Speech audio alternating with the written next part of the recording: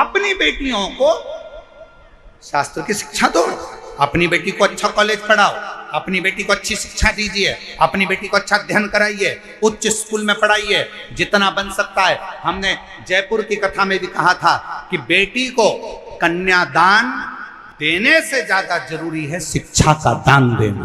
बेटी को अच्छा पढ़ाओ, उच्च शिक्षा प्रदान करो।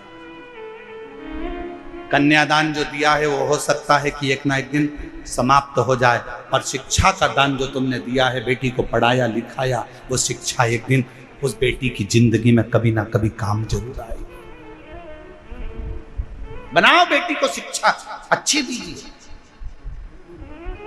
और बच्चों को लायक बनाओ, खूब लायक बनाओ, पर बच्चों को इतना लायक भी मत बना देना कि एक दिन वो माँ बाप को नालायक समझने लगे। लायक बनाओ, पढ़ाओ, खूब शिक्षा दीजिए, और जिस दिन बेटा कहने लगे पापा तुम्हें कुछ नहीं आता, मम्मी चुप बैठी रहो, पापा तुम बड़बड़ मत करो, चुप बैठे रहो, समझ लेना तुम्हारी शिक्षा किसी काम की नहीं है। तुमने शिक्षा तो दी, पर शिक्षा के साथ में संस्कार देना भूल गए थे।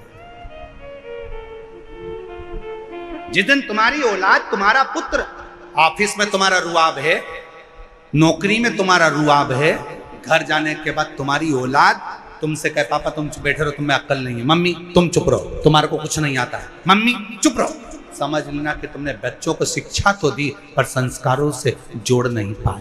तुम बच्चों को लायक तो बना दिए पर उसने तुमको नालायक समझ लिया। इसलिए याद रखना, अपने बुढ़ापे को सुधारने के लिए अपनी औलादों के सामने तुम्हारी पत्नी भले 8वीं फेल है, पर बच्चों से हमेशा कहना कि तेरी माँ के बराबर कोई दुनिया में समझदार नहीं है, और अपने बच्चों के सामने कहना कि तेरे बाप के जैसा दुनिया में कोई समझदार नहीं है। अपने औलाद के सामने अपनी पत्नी का सम्मान करो, अपनी औलाद के सामने अपने पति का सम्मान करो। अगर आज पत्नी अपने पति को बच्चों के सामने कहेगी तेरे बाप में तो अकल ही नहीं है, तेरे बाप में तो अकल नहीं है, तो बच्चा भी वही सीखेगा। और बाप बोलेगा तेरी माँ में तो अकल नहीं है, तेरी माँ में तो अकल नहीं है, तो बच्चा भी वही सीखेगा। और एक दिन जब बच्चा बड़ा होगा तो माँ बाप दोनों को चुप करना चाहेगा।